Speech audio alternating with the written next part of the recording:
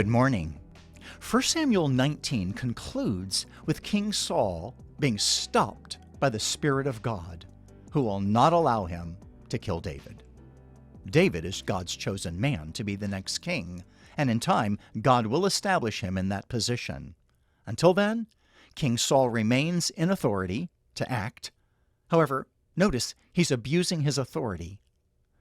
We learn in this passage he's enlisting others to help him to kill David. When David escapes and runs to the prophet Samuel to stay with him, the king sends messengers to get him, but 3 times the messengers are stopped by the Spirit of God, and they return to Saul without David. Finally, the king decides he's going to go himself and do what the others can't seem to do. But then the Spirit of God comes upon him, not because he's a believer, because the Spirit of God is not going to allow Saul to kill his choice for king. God will have his way. God is sovereign and can intervene in any way he chooses. Here, he intervenes with Saul. Verse 23, "And the Spirit of God came upon Saul, and as he went, he prophesied." That is, he spoke of the greatness and glory of God, until he came to Naioth in Ramah. And he too stripped off his clothes, that is, in context, his royal robe, which represented his kingship. And he too prophesied before Samuel, and lay naked, that is, without his royal robe, all that day and all that night. Thus it is said, "Is Saul also among the prophets?" I mean, he was there with them. He's speaking of God's greatness, and the Spirit compelled him to do what Jonathan, his son, had voluntarily done, relinquishing his royal robe as the crown prince, next in line to the throne. He yielded it to David, who was God's choice. But Saul, he had refused to do so. Here, the Spirit is compelling him to do it, almost as if he's stripping Saul of the robe, because that is what has been prophesied and will come to pass. The kingship will be removed from Saul and be given to David. And here, Saul is being pressed to admit that God's judgment is true and right, and what God has decreed, that is, Saul's removal from office, will come to pass. He's laid there compelled to admit and present by his actions what's coming.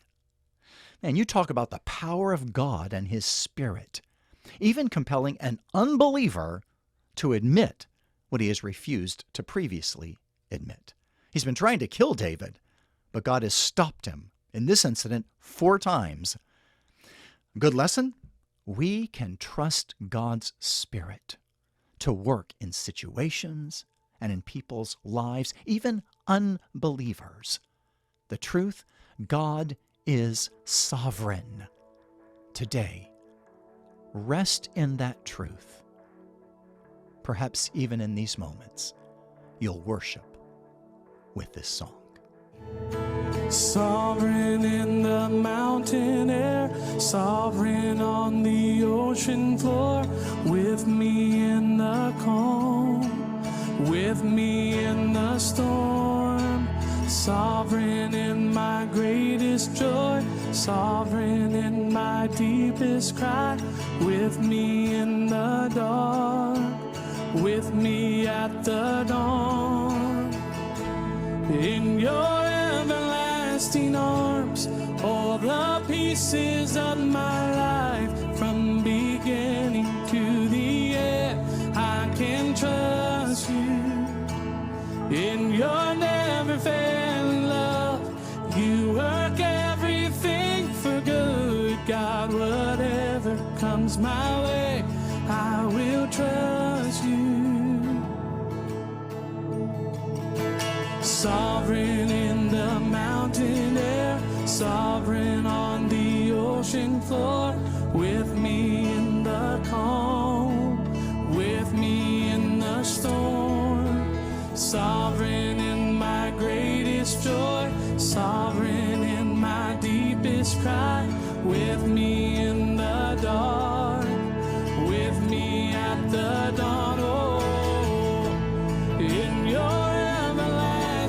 arms, all the pieces of my life from beginning to the end. I can trust you in your never failing love. You work everything for good, God. Whatever comes my way, I will trust you, God. Whatever comes my way, I will trust you. All my hopes, all I need, held in your hands. All my life, all of me, held in your hands. All my fears, all my dreams, held in your hands.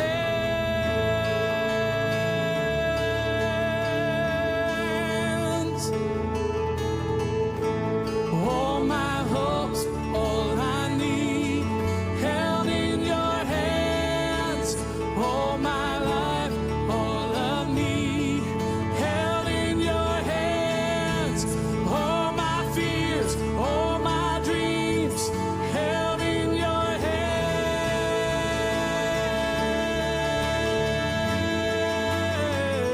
hands.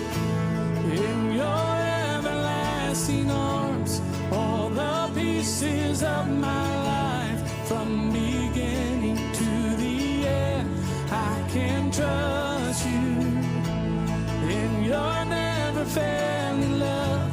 You work everything for good, God. Whatever comes my way, I will trust you, God. Whatever comes my way, I will trust you, God. Whatever comes my way, I will trust you.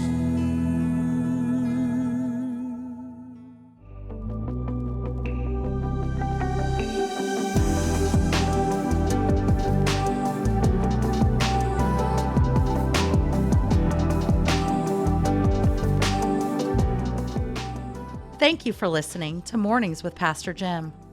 This podcast is a ministry of Family Church PC.